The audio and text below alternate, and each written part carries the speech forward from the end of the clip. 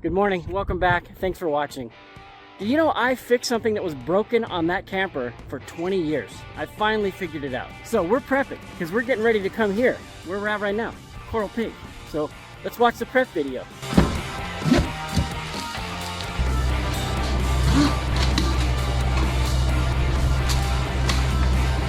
And all of a sudden air sucked in there. All right, the mystery has been solved. Ah! Socket's in there now.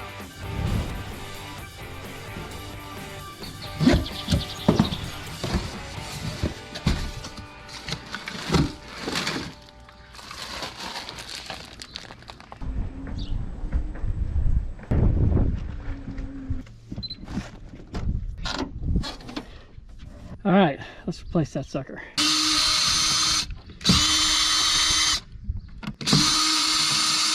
Yes, just after the windy Glamis trip. And I've had the truck now a year and a half, and all I've done is clean this filter. So we are gonna replace this one. Looks pretty good in there. We're gonna need a flat blade, as usual. I am of the opinion flat blade screwdrivers should not exist. And if you can think of a reason that they should, you let me know in the comments.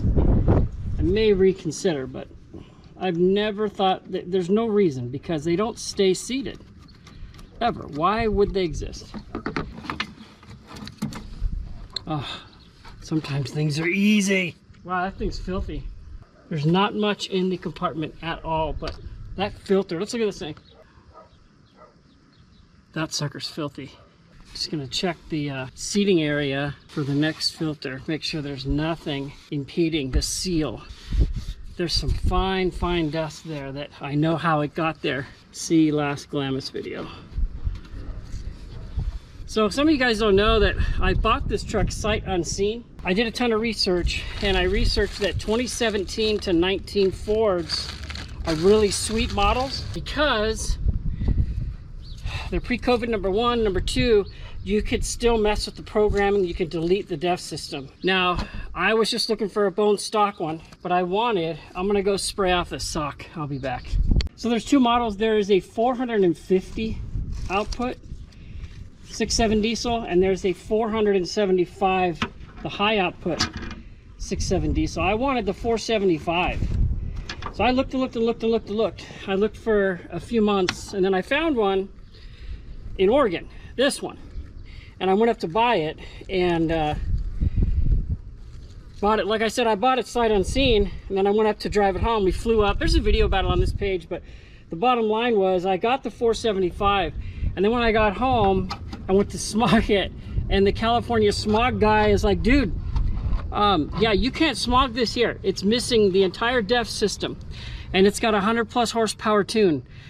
So this thing's doing like 6 1/4, like 600 horsepower. And I had no idea. I drove it like a grandpa all the way home. I did have an incident where I went to pass a diesel truck on 395 where it's all single lane. And it had the stock tires and they were at 80 PSI. And I went to pass the guy and the thing got sideways at like 60 miles an hour, and I was scared to death. I thought there was something wrong with the truck. I was like, what in the heck? So when I got it smogged, and then the guy told me, yeah, this thing's not legal. There's no DEF system. It's been tuned out of it.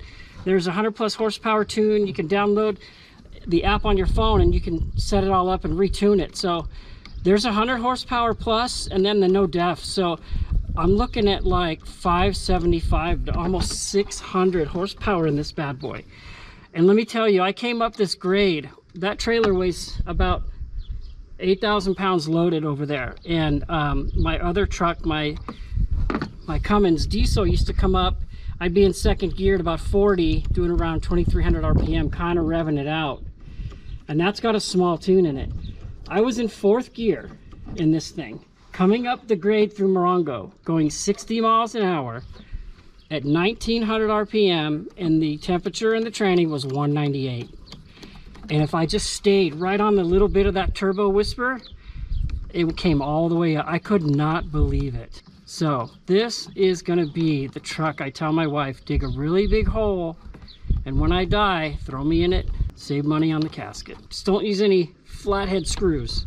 Let's put it back together.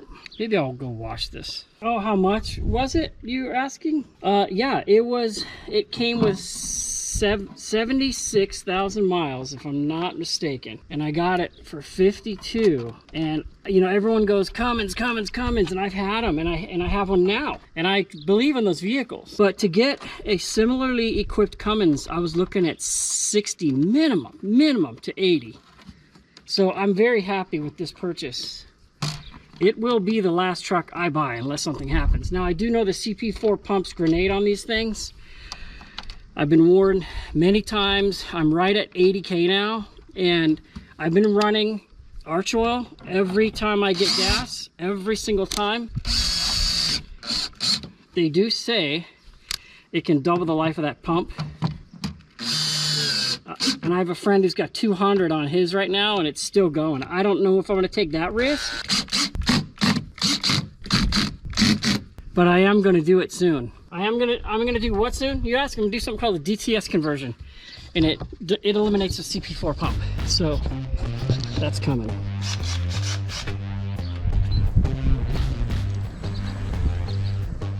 Let's give her a little blow off.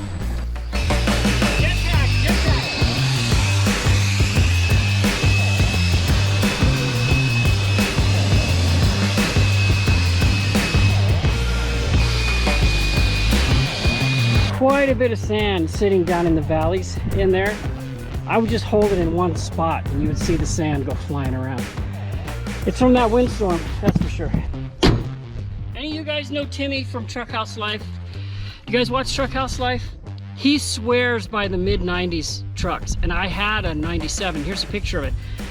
That thing was killer. I had a brand new engine. I had a brand new John Woods built tranny. I had lockers, I had gears, I had airbags, I had extra leaves in the rear, anything. I had an onboard air system. Anything you could do, I did to that truck. It was sick, man. I sold that thing for $18,000 about 10 years ago to fund my daughter's wedding. And I do miss that truck. But after buying this truck and how comfortable and easy and powerful this thing is to drive, Timmy from Truckhouse, I get that your marketing is that truck. It's making you a lot of money, but dude, don't knock the newer stuff like this. Maybe the newer stuff, but not the 17 to 19s.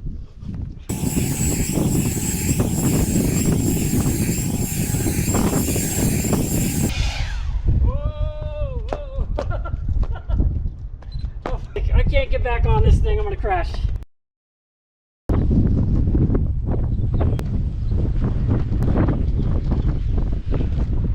All right, it's a windy spring day here. And the last trip, we just got back from Glamis. This faucet would leak right here when you would turn it on. So I ripped this thing apart and stuck a new one in, and I'm just about to test the water pressure and make sure nothing's leaking. So why is the pump, why is that triggering the, what the heck? What is going on here? That's triggering. What is that? What is it triggering? It's triggering some kind of alarm when I turn on the water pump.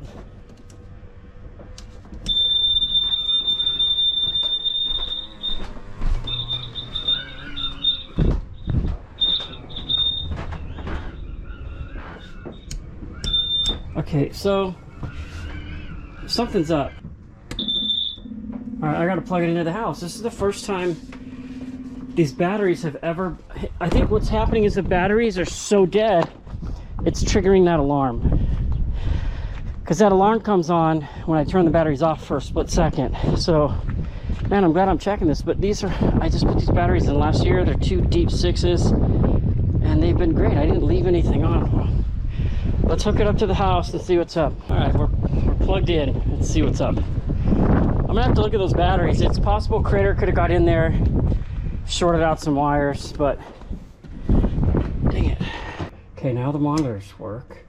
All right, while I'm in here, this is the back of where the drawers slide. This looks a little loose to me, so let's knock that one out.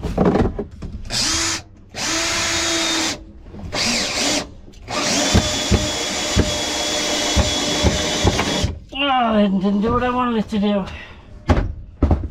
It split it, but it actually it made it tighter. I'm leaving it. It's way tighter. I'm gonna leave it. A little worried about the battery. They've never been dead, ever, ever, ever. We just got done camping a week and a half ago, but there was nothing else 12 volt that's on. Once I turn a 12 volt, oh, you know what? I wonder if the 12 volt switch on the frame is going bad. Because every now and then when it doesn't, like I turn stuff on in here, nothing comes on. Maybe I better check that out, but we're getting ready to go to Coral Pink here. It's our next one. We'll take you guys with us. Get this cleaned up. See if we have any leaks. No leaks. I'm just gonna snug it up. It's filling up the water, hot water heater now. All right, and that's weird about the batteries. Maybe I'll leave it plugged in. See if it charges. And you heard the roof vents whistling like mad because they're loose and they leak, and I got to get 2 of those. That'll be the next project before we go. So it's been a few days and I charged the batteries. I came in here today and this light right here was on. This is an inverter we use to run the Starlink. Now I was going to show you here in the future, we've been running, you know, the regular size dish, setting it out on a table or the back of my truck. I even had it on a mount up front for a while. I'm selling this whole system and I'm getting the Mini.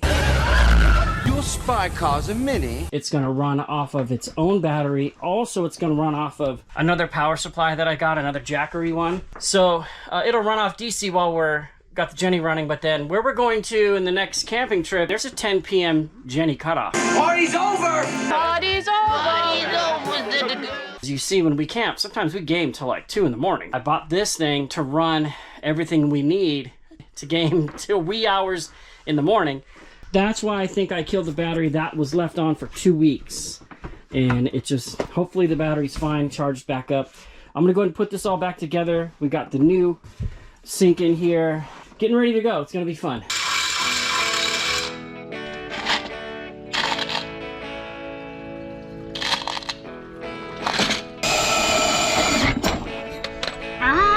Socket's in there now.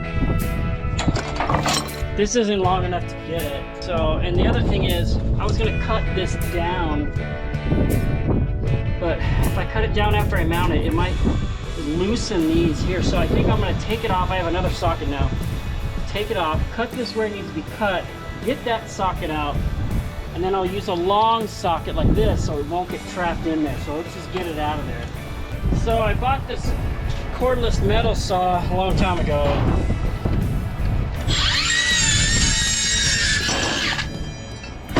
Okay, that's about 1 inch larger than I want. Look at that, dude. That thing cuts like butter, bro.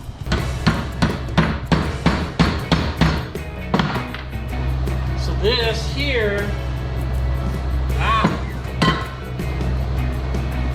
Alright, so this here, the top is going to be where we mount Starlink Mini.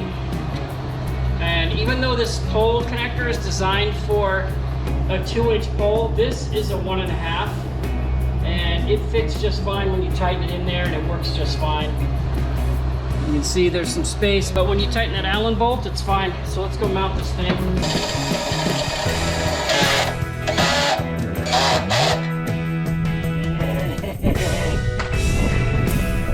Alright, because we usually park north facing, you know, like this, so that when the sun sets in the west, we have a ton of shade. So if you got your Starlink pointed in the north, it's always going to connect.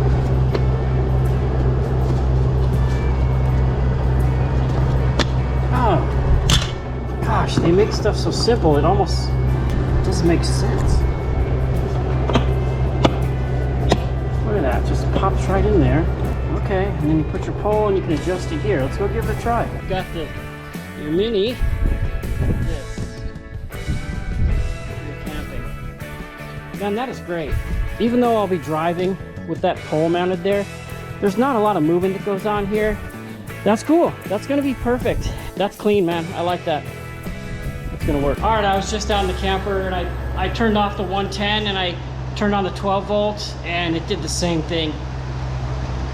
It's been plugged into the house for 2 days. Those batteries, if they were good, should be charging. There's something going on, maybe a rusty ground or something, but the batteries are dead. And when I unplug it from shore power, it falls on its face. So I can't work anymore today. Tomorrow, I'm gonna tackle that. What's up, bro?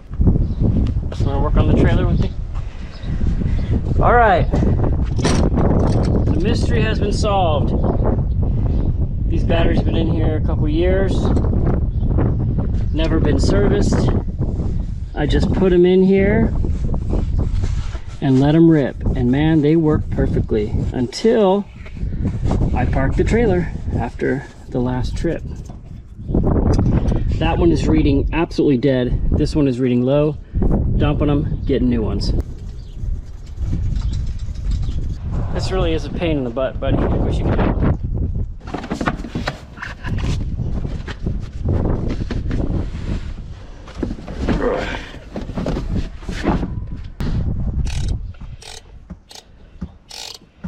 Anytime you have a wrench on the positive, be careful where you put the other part of the wrench. You can come over and ground it to the trailer, you can ground it to this other terminal.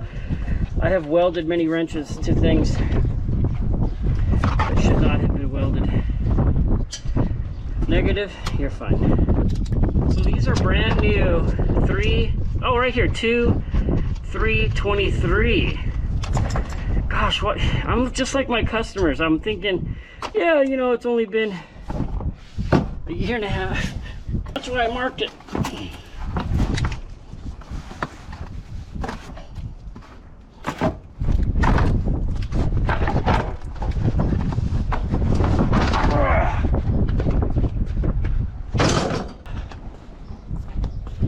All right, I marked one of these.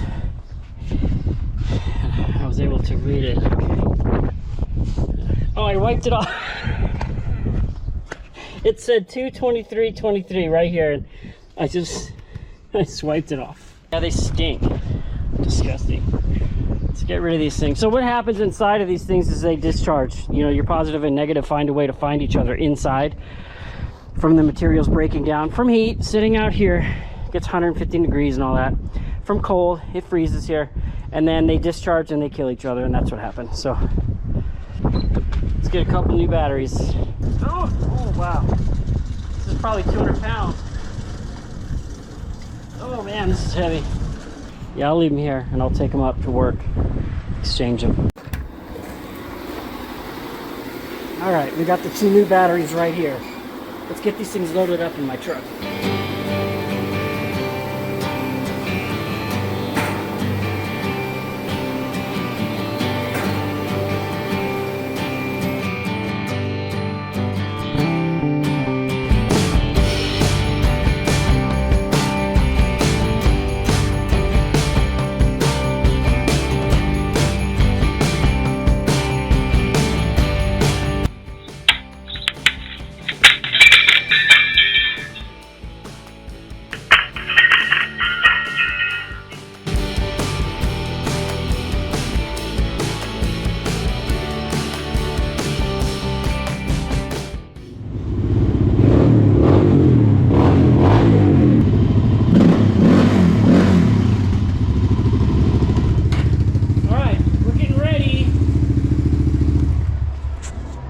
We're getting ready to head up to Utah. So these have been sitting about a month. I just wanted to fire them up, clean the carbs out, because remember they were plugged last time. They've been in my garage this whole time, which I keep cool with the swamp cooler as soon as the temps start. Let's get ready to go to Utah. All right, in anticipation of our trip to Utah, I noticed, I told you these quads have been sitting in my garage. I noticed that one of them, my son's, has a little puddle of oil underneath it. So I flipped the thing up and it is actually the oil filter housing. So I'm just gonna see what's going on. You know, we just got these out of the shop just before the ride. I have a very busy auto shop that I've had since 1999. And we're not perfect. I expect a lot out of my guys. We have checklists. We do tons of oil changes every month, and we have a checklist that they have to check to make sure not one car goes out there missing the filler cap, loose drain plug, oil level, leaking after you start it, all of those things. Oil changes are the simplest thing to verify they're good. They're the least amount of money maker, but they cost you big if they're not done right. So you have to have precautions, and you can't fail every single time. I tell my guys, expect something to be wrong. They didn't do that with this. They've been really good to me, but this just bothers me. Such a simple thing that could have been avoided with just a little more attention. So let's see what's going on with this thing. First, let's see if anything is hand tight. The casing's aluminum, so it's really easy to strip these bolts. I'm hoping that's not the case. I'm hoping just the O-ring got boogered. Oh yeah, these are tight. So I had confirmed it was not the drain plug that was leaking. There's an O-ring here, but there is a little bit of dirt on this, right directly on the O-ring. I'm thinking if I just clean the O-ring and put it back correctly, it should solve the problem. In this case, all you need to do is look at it in the morning, and it did spend 3 extra days there after they had fixed it. And if they just looked where it was parked, they would have seen the leak. It is Monday. We're leaving on Sunday. All right, you guys, just again getting ready for Coral Pink Dunes. So this blocks off the main AC that comes directly down, and it diverts it forward and backward, like to the front of the camper and to the rear, but it ends up restricting a ton of airflow. I still want it to go forward and back, but I'm gonna cut out a little duct here so it also drops straight down on my head right in the kitchen.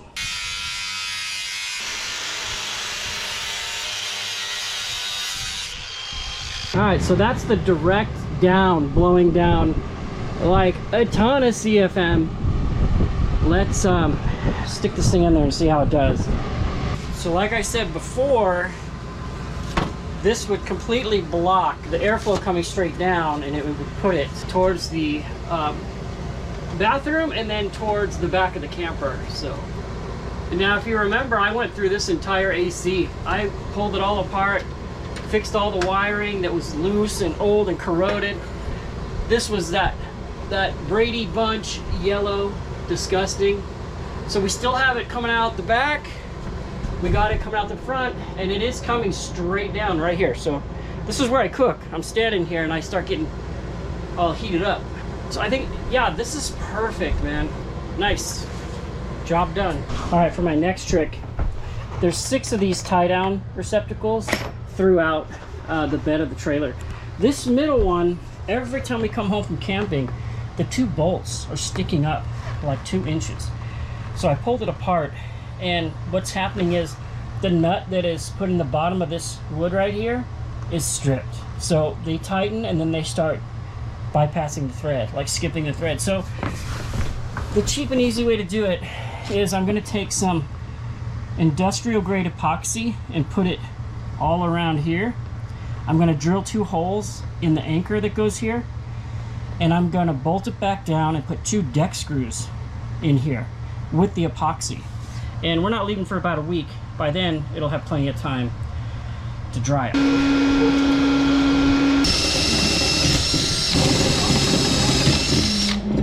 All right, what I'm using is Loctite Power Grab Ultimate. They make it white, clear, gray.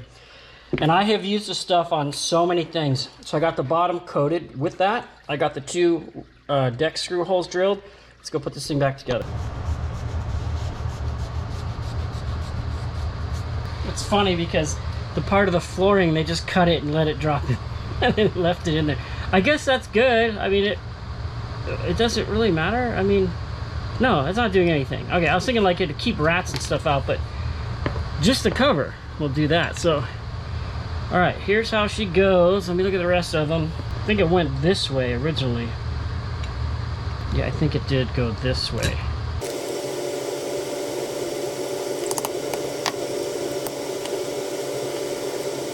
That's as tight as that one gets. This one gets a little tighter. Here's where we're gonna make the difference. Hopefully that board down there doesn't split.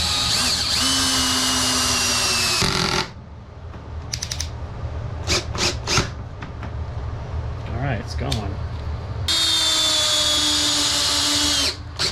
Just the epoxy itself is probably gonna do the trick. This stuff is super strong.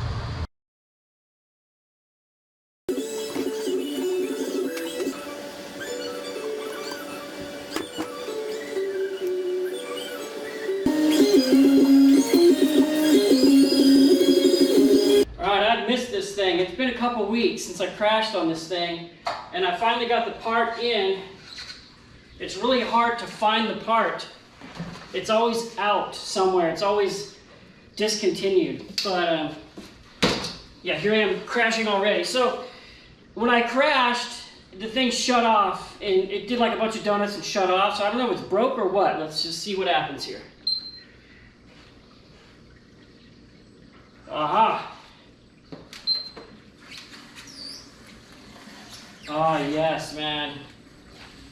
Yeah, this thing, I've had this now for, it'll be 2 years in December, and I use it a ton. Like, I'm going to use it today because I'm packing and getting ready to go camping. So I'm glad to have it back together, and glad I only chipped my oboe and a couple other things. All right, 500 bucks later, got new batteries. So I'm just cleaning up all these terminals right now. They look horrible. Also, it was so hard to get the batteries out that I made this battery handle thing out of chain and some steel.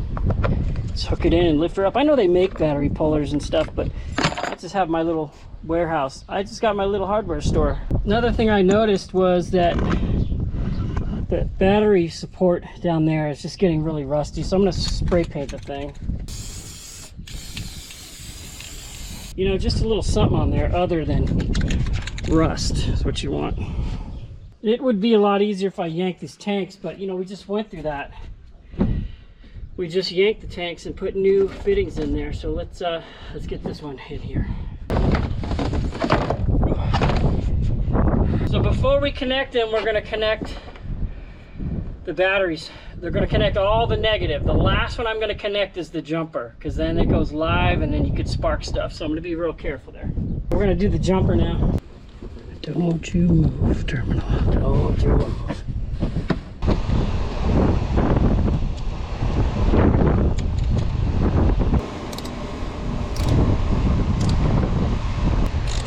So what you're seeing here is what a lot of RVers do. They take two deep cycle 6s, they connect them in a way to get 12 volts. So the way it is you just consider it like flowing water. Red is in, black is out, red is in, black is out.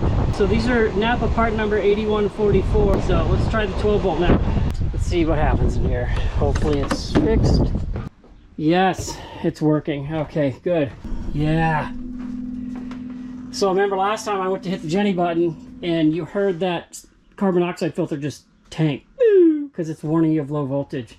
All right, we got them all reinstalled. Got my tie down set up the way I like it. Let me show you underneath here.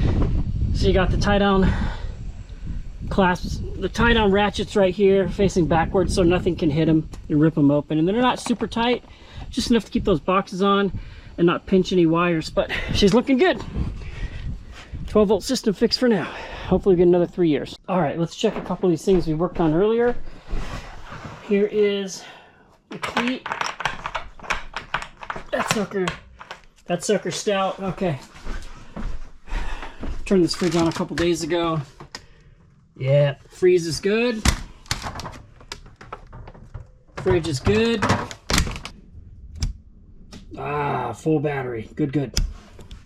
All right, when I bought this camper, it said it had 106 gallons of fresh water. That's including the hot water heater. And when we camped for the first few times, we started to kind of run out of water sooner than I thought we should, because I've had other campers that had 106, 110 gallons of water. And sure enough, I look under here and there's 2 tanks, and also it says on the sticker, here's a shot of the sticker, it says right here 106 gallons. So I bought some kind of water meter and I hooked it up, and I was getting 49 gallons into the tanks, and I just thought, well, they screwed up.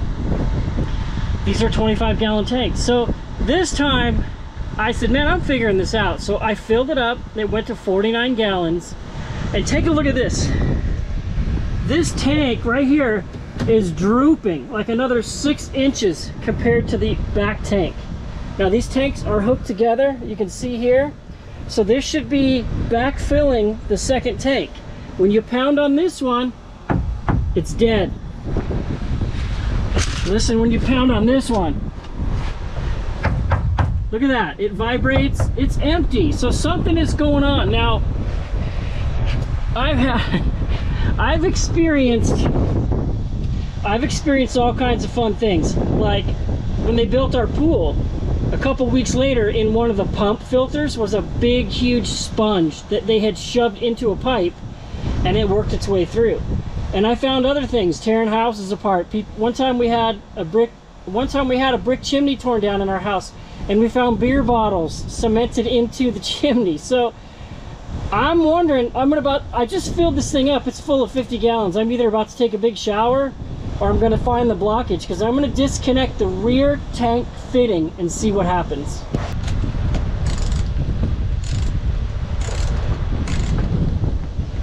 I say all that to say that, like, sometimes during the manufacturing process, little weird things go sideways. So, like, maybe there's something blocking this rear tank from filling, but I kind of see, like, drip marks here and stuff. Now, we're not leaving for a couple days, so if this goes totally sideways, I got time to do something. But, oh yeah, this is just, ugh. Alright, I gotta set the camera down. Let me try to get this thing off of here. I'm afraid to mess with this before a camping trip. I had a water tank bust one time on a camping trip, and it was so hard to get the thing to seal again. There's water here, but for some reason, it's not filling the second tank. So somebody has lived with 50 gallons of water this whole time, but I want the 100 gallons. All right, we're back under here, and I'm gonna let AI tell you what's wrong with this camper. Your 2006 Attitude AK21 has 2 fresh water tanks connected by a large equalizer hose at the bottom and a smaller vent hose at the top. The factory routed that vent hose under a frame beam between the tanks. Water gets trapped in that low spot, creating a vapor lock that blocks air from moving between tanks. When you fill, water only goes into the first tank. The second stays empty or fills super slow, and you get gurgling and overflow at the fill spout long before the tanks are full. Fix: crawl underneath, pull one end of the vent hose, reroute it over the beam, shorten it if needed so it slopes down into both tanks. Now it self-drains, air flows freely, and both tanks fill evenly. That's the classic 2005 to 2006 Attitude vent block issue. So apparently when they're building these, somebody decided just to route this vent under the frame rail, which is what we're being told is causing a vapor lock situation, and the second tank doesn't fill. So obviously what we're going to try to do without breaking anything is get this 20-year-old line off of here that now it wants to rotate. It wants to rotate back, but not forward, where I can get the screwdriver on it. Oh no, the fitting looks broken too. Yeah, I'm just gonna cut it. Be back. I don't want to cut the barbed portion, just the vent line. A little bit of water coming out, which proves our theory. Oh, I just broke the vent right here. I bet you if I just vent them separately, it's not going to matter. All right, so I just went to move the vent tube, and a bunch of water came out, and all of a sudden air sucked in there. So that's exactly, there was a vapor lock there. So let's try to put this thing back together. I can hear gurgling, which means there's water going back into this tank, filling up right now. Okay, so I see why they did this, because it's really difficult. So I can get it to the hole, but getting it through is, yeah, it doesn't want to fit through this at all. This hole's too small. That's why they went under. So this tank now, this one, they have the same exact noise, so they're equally full. Okay. Oh, I'm breaking the other one. So okay, the other one just broke too. You see it? This one just broke. That's kind of what you get, you know, when you're working on a 20-year-old piece of plastic that's just sitting out in the desert. What I did was I pulled the vent hose back, and it's pushing that closed, but it's gonna leak. But maybe it just won't be as tremendous of a leak. And I'm gonna leave this one just like this, because this one's broke too. See? These look like fittings that can be screwed in. So we're gonna do this trip. Hopefully we make it, and then when I come back, I'll replace these fittings. What might be a little interesting now is to see The water level. Oh, look at that. Okay, so the water level was showing almost full. And then when I separated that vent tube and I heard like a of air, and then I started hearing water trickle across the feeder pipe. So I'm gonna go start filling it up again. I know it stopped at 49 gallons, so let's try it again. Yeah, so we're leaving tomorrow, so I'm gonna go with 2 tiny leaky tanks at the vent area. So pardon the wind, I'm gonna get this thing hooked up, loaded, and when my son gets home from camp tomorrow, we're splitting. What do we do if it's snowing? It's like snowing outside again. Like,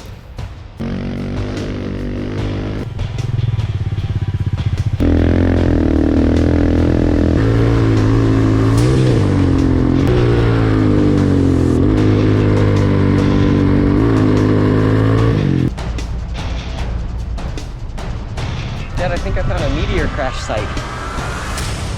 yeah, we're just cruising around. I wouldn't go across the middle if I were you. So apparently there's an observation